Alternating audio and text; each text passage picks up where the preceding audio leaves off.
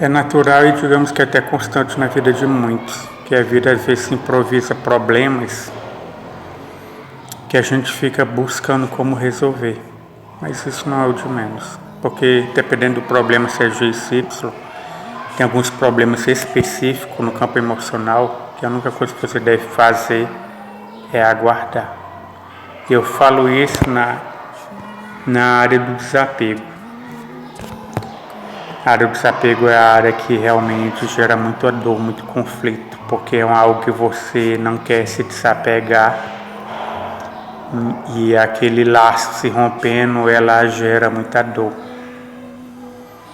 E às vezes a única solução para esse problema X específico é sim aguardar em Deus, guardar o momento. E quando a gente fala de desapego, a gente não está literalmente falando em si de problema conjugal.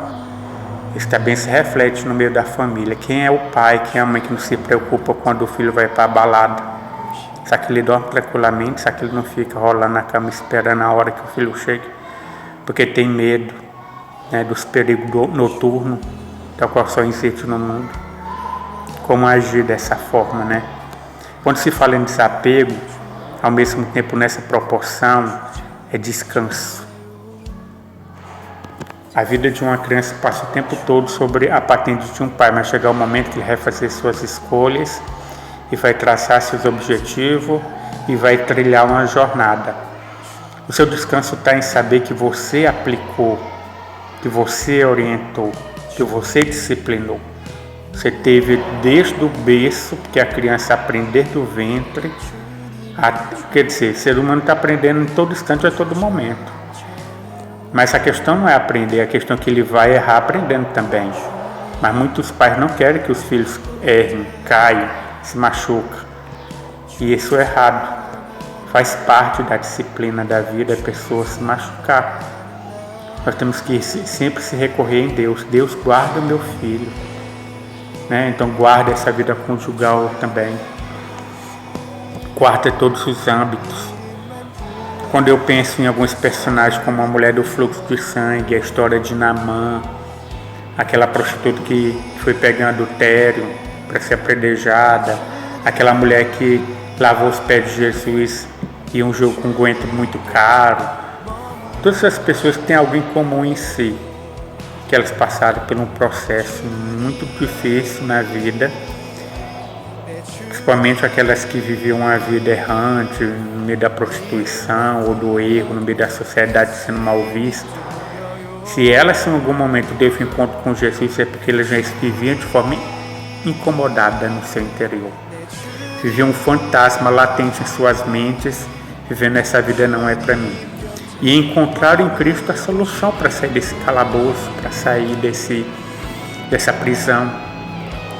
E todos esses personagens em comum têm Deus como direcionamento, como a solução dos seus problemas. E quando a gente aplica isso sobre nossa família, quando a gente aplica isso sobre nossa vida conjugal, não vou dizer que vai diminuir os problemas ou que vai sanar todos os problemas, não, mas você vai ser muito bem gerenciado e você vai poupar muito sofrimento, porque quando Cristo está na causa, pode ter certeza que a vitória é certa. Bastante certo. Esse dia eu andei ouvindo o conselho de um amigo meu, falando para palavreado dele, ele falando que era da quebrada, e estava me contando a história de algumas pessoas da época dele, que eram adolescentes. Alguns não sobreviveram, mas outros se redimiram perante o processo e são homens que conseguem viver bem na sociedade, né? Fizeram faculdade, formaram família e conseguiram se interagir da melhor forma possível no meio. Mas no passado essas pessoas eram muito mal vistas, tinham uma procedência policial enorme.